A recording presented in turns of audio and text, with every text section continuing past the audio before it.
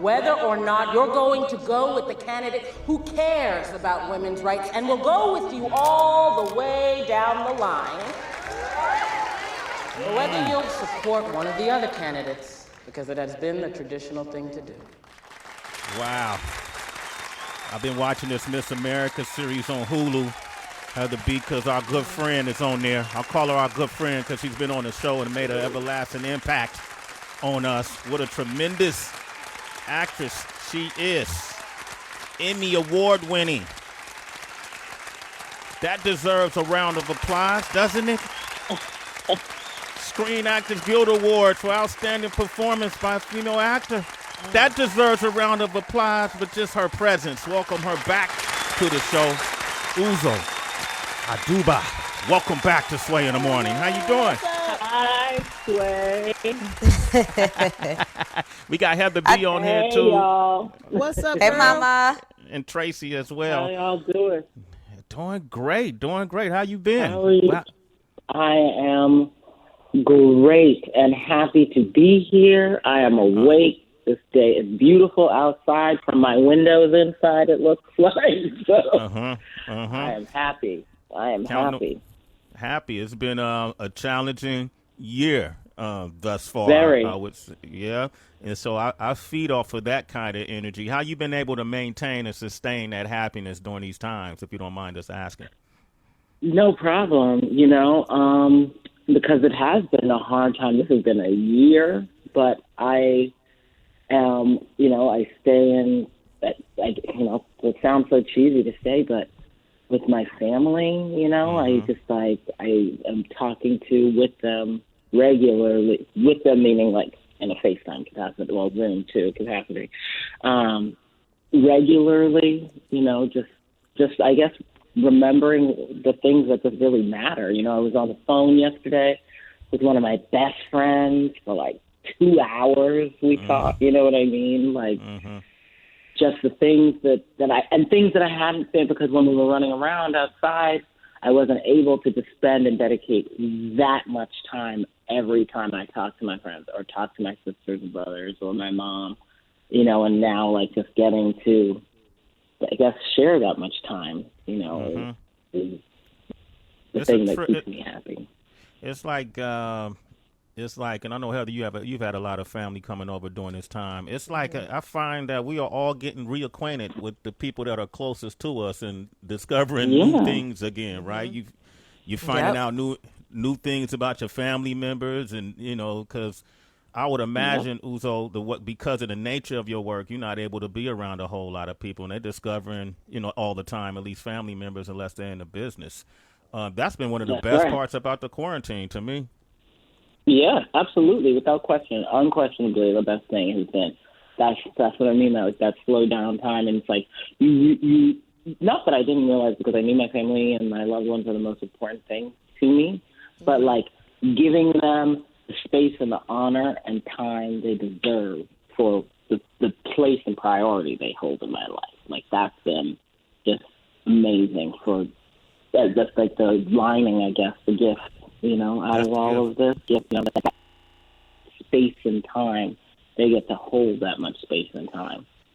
Absolutely. Uzo Aduba is here, and last time you came by the show, I remember you mentioning that it could be tough to watch yourself on the screen, but during these times, man, we got nothing to do but watch the screen. Have you been watching?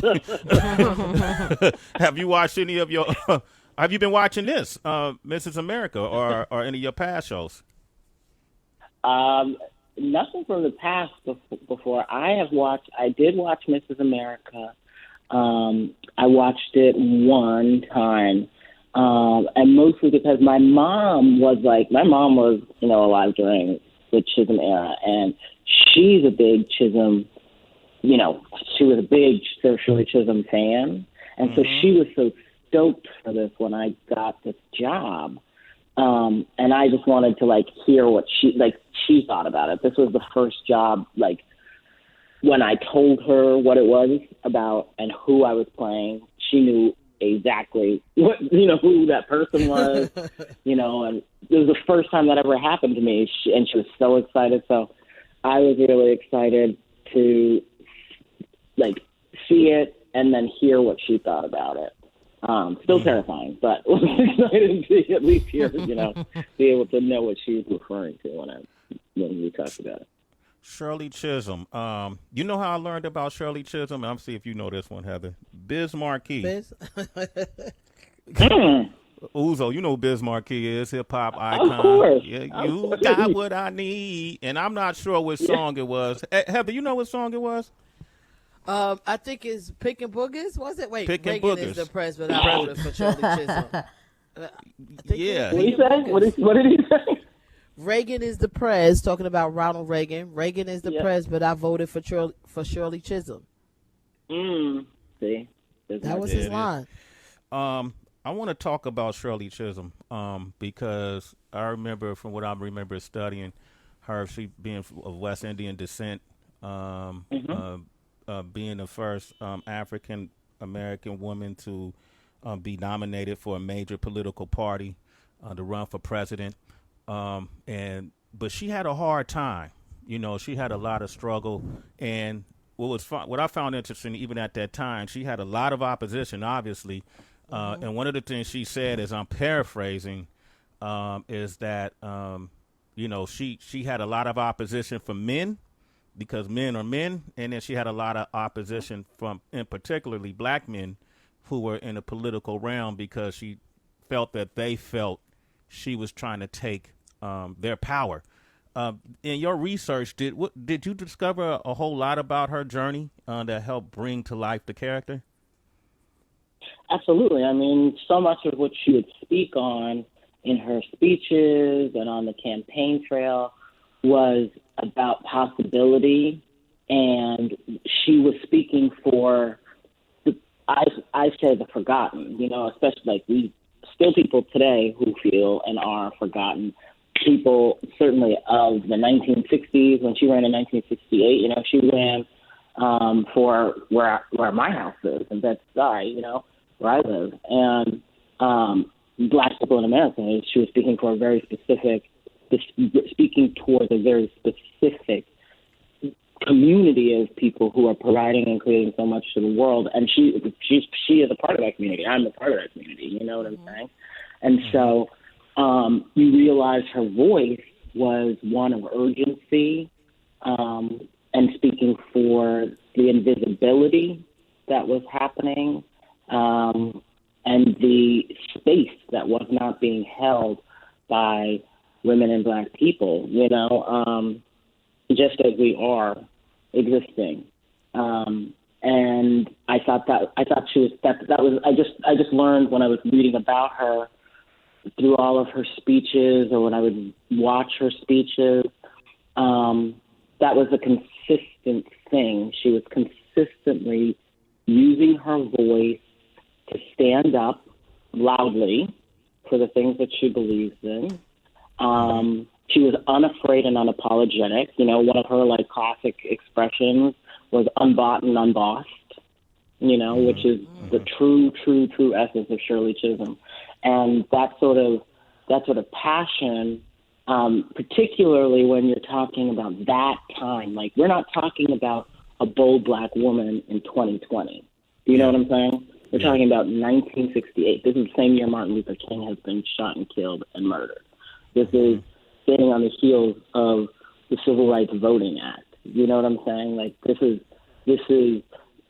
Jim Crow South. This is all of it. This is when this woman existed, and you started to really understand the power of who Shirley Chisholm really is when you set it in that context.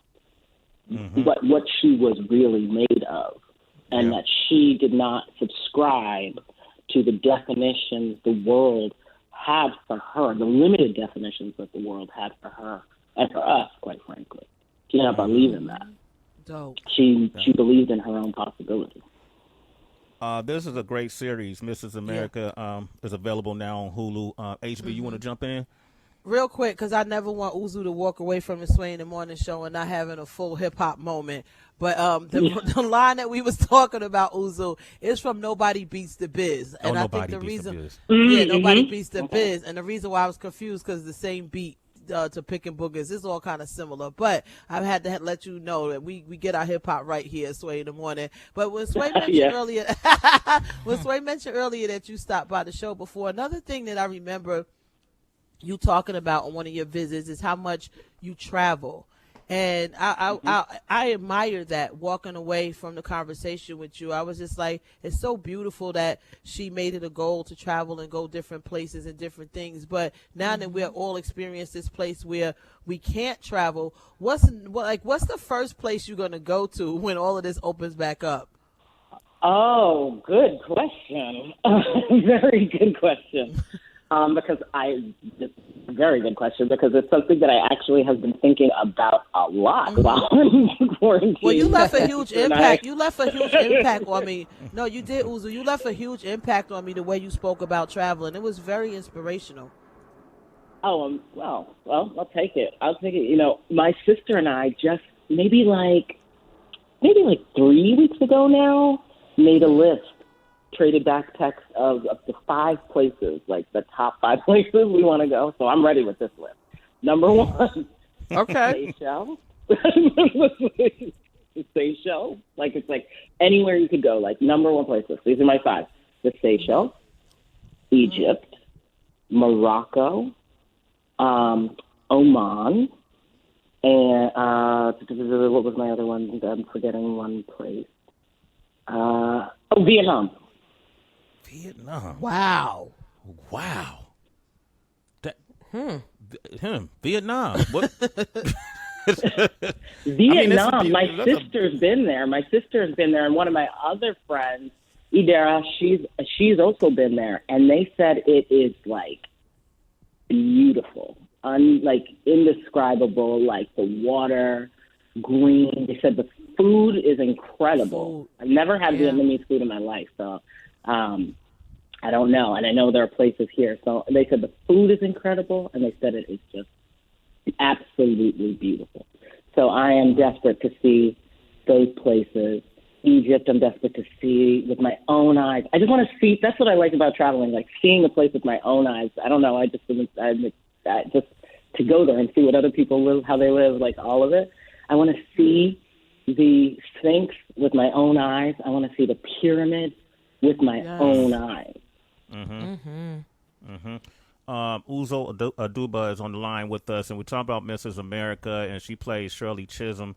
And I've been watching this series. I love like history pieces and then finding out information. I know some of the characters are, some of the story is embellished or characters for the sake of the script. But Kate Blanchett plays Phyllis Schlafly, who, and she's killing that role. Yeah. Yo, she is killing that role. And you are killing your role. Yeah, point blank. And I just looked at just looking at the cast, it's just it's majority women. Same with Orange is the New Black. And I really like that. And I think that's part of the intrigue for me is that I'm feeling something refreshing and different, because you normally don't see that, because Hollywood didn't always present that to the public. And now you're starting to see that more in Hollywood. But what responsibility is it on the public to tune in to shows like this, to demand for more female lead projects, in your opinion? Well, I think it is a response. I do think it is everybody's responsibility. I think it's responsibility first, of course, of our industry, our entertainment community, to support and include women, all people, intersectional people, all diverse groups, right? And in this case specifically, we're talking about women. I think it's very, very important. But I also think it's important for the public to give the same consideration and, opportunity to really judge, I guess, the material as you would any project that was driven by men. I think that's the thing. I think, automatically our culture tells us that, we have language even like a chick flick. What does that mean? Do you know what I'm saying? Like, and that's not for me, is what that's meant to suggest, right? That's not for me. You haven't seen it. How do you know? right? And I think there needs to be a space and an understanding that women can do big things, are doing big things, P.S., all the time, and that they should be given we should be given the same just consideration, the same opportunity to show up on your screen for you to see, oh, I might be into this, I might not, because you never know. And I think that's what being on Orange, if anything, really showed was we were living in a time, where a lot of people were under the impression that people will not be interested in a show driven by women of color, at a large representation of women of color, women driving, dominant show. This isn't going to be something that's going to be popular, but the viewers told us otherwise. People were into it. And so I think, if anything, we can walk away from that learning that you can like anything, even if it's something you've never seen before. You might like it. Green eggs and ham almost, you know what I mean? Like, just try it. You don't know, you might like it. It's not something, I always wanted to try green eggs and ham, by the way. But on the subject of learning, Uzo, this is Tracy. I'm so happy to hear your voice again, Mama. Shirley Chisholm, I feel like everyone, especially right now, makes me think of our Democratic Vice President candidate, Kamala Harris. And a lot of times when we speak about women rising the corporate ladder, any type of power structure, there's always been this conversation of like, how do we learn from men? How do we navigate this male-dominated territory, right? I feel like women have felt the pressure to learn from men so much about how to be a leader. And then a lot of times men want to learn from women when it comes to how to have sex with them, right? So from what you've learned from this role, this deep dive with Shirley, and maybe even from your life in general too, what would you say that men can learn from women about leadership? Ooh, I think what men could learn about leadership from women, one, how to multitask. Two. Yo, I'm sitting there laughing. I'm trying to read and talk to you at the same time. It's been problems. Yo, keep it a buck. Carry on. List them out. Mm-hmm. I think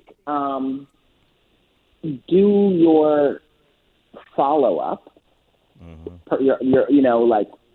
Do your follow-up research work on your own, because we as women, I think, because to get into those spaces, you don't arrive at vice president as the first, black woman, a South Asian woman as a vice presidential nominee. You don't stumble into that spot. There's a lot of extra work that had to be done to get there, right?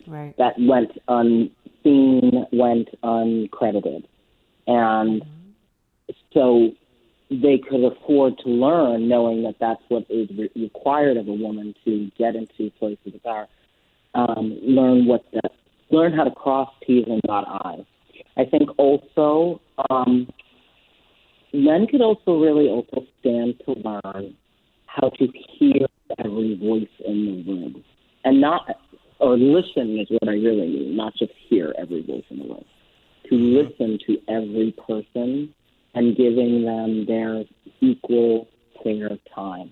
Because I think women arrive at decisions after hearing wholly from everyone and then deciding, versus making a choice and hearing how many people are in agreement with them. Hearing only the people in agreement with them. Yeah. I think women actually weigh every voice and consider all the sides of things. Okay. All right. I'm writing that down. I'm going to go ahead and follow your instructions, Uzo. Yeah. And multitasking. Multitasking is a big one. We can do 6 things at once. Yeah, man. We need to go to training. I hope they got multitasking schools that we can join. We're talking about Mrs. America's on Hulu. If you want to talk with our guests, 888-742-3345. We got Cotton on the line from Tennessee. What up, Cotton? Hey y'all, Sway, Heather B, Tracy. Oh, y'all What up? are wonderful. And Miss Uzo, hey, kudos to you, all the work you're putting in. I'm from 74, so growing up on TV and movies was real drag. So to see more black women, ethnic women, just period, women of us on TV, in movies, making an impression. I mean, Chisholm, that's Marcus Garvey ties. So I appreciate all that. You all do keep up the great work, and I just wanted to say congratulations to all y'all black folks. Good job. Thank you. Thank you, you. What energy? Thank you, Cotton. And you were born Cotton, or that's your nickname? I was born Barnett Millington Cotton Jr. My father is from Chapel Hill. My family's out of Boston, New York. On my daddy's side, no slaves. Mom and them is out of Jackson, Tennessee. Just heritage like that. Got a lot of native blood in me. So people can't say my name. So I go by different aliases. Cotton. I like that. Hey, thank you for that energy. You're a citizen. That's why in the morning. Thank you. Right. Thank you. Thank you, Cotton. Okay, we got to bottle him up. Uzo, I want to ask you this question before we let you go multitask or something. I'm doing it right now, so don't worry about it. You are? Okay. I know you did the Kate and Oliver Hudson podcast, and one of the things that you spoke about, your sister and you, is watching an episode of Oprah's Masterclass when Lauren Michaels is on there, the creator of SNL, and he was talking about SNL initially being a failure, but kept trying and trying and trying, and then this message scrolled across the screen, and words said, "Keep the faith." And right after you got the call for Orange is the New Black. So, right, correct? So I want to ask you, have you had any similar moments like that where you felt a message came at just the right moment since then? None like that. Okay. None like that, because that was such a magical moment. You know, the thing was, the truth is 2 weeks later, I went back to try and watch that, and that message was not on the screen, if you want to hear the fullness of that story. Ooh. I saw it, and then the phone call came, and then I paused the TV, jumped up and down, lost my mind, turned off the TV, didn't get to finish the episode. And then, like, a week or two later, I was like, I'm going to go back and tweet that keep the faith message I saw in the masterclass. Because that's exactly what I needed to do, and I'm going to take a picture of it and tweet it. And I went back and watched that episode, and you guys, it was not there. It was not there, but I promise you I saw it. Like, it was there. But you can't tell me it wasn't. It was. But so I've never had anything like that wild. Like, I don't even tell that story always because I know it sounds like, what are you talking about? You know, but nothing to that extent that just rings so loudly as that. But I have, like everybody, like guts or, my stomach will flutter or something about moving towards something, but nothing quite as, that was a big message to carry, and I've kept with me my whole life. So since that time. How do you explain that? Do you think it was divine intervention, which is something I actually believe in? I do believe it was. If you're asking me honestly, I do believe it was. I know that message came right then at that time when I had lost my faith. That was when I quit, and my belief, I should say, in something, and it came right then divinely. Because so when I tell you guys, I saw that, and then said I was going to take a picture of it, and then the phone rang, and I got that call. So I never got to. I know that it wasn't meant to be kept in like the physical. It was just supposed to be kept in my like mind, you know what I mean, in my heart, to know that was a real thing that I needed to always hold on to, and I will never lose it again. My faith. That's right. I appreciate you sharing it because a lot of folks won't even share that moment like that, and I think a lot of people it's gonna help a whole lot of folks to keep the faith. Someone just heard this story right now, listening to this show, and this show is all over the country and in different places outside of the country, who was on the brink of losing their faith, and they're gonna hear this story and go, wow. You know what? Let me keep the faith. So I appreciate you sharing that, Uzo, and I appreciate you being on the show. We miss you. Looking forward to us all being in person, doing this in the studio, and maybe you could sing for us or something. Me too. I wish it was. I wish we were back in. That was so fun that day. That was she was so much fun. freestyling and everything. I wish we all of it, and just you guys are awesome. I love your show, your energy, everybody. Like, there's good energy out in the world, and thank you for it. Thank you. Oh, absolutely. Thank you, Uzo Aduba, and make sure you check out Mrs. America. It's on Hulu now. It's a great watch, and I know a lot of you folks got time to watch it. Okay, so let's support her. Let's give her a round of applause. So I'm gonna get out your way to let you continue your multitasking. Okay. Thank you, guys. All right. Thank you. Absolutely. Thank you, all Mama. right. Take care. Bye. Okay. Bye. We got a quick celebrity wire coming up next. Yeah, we're gonna talk about August Styles.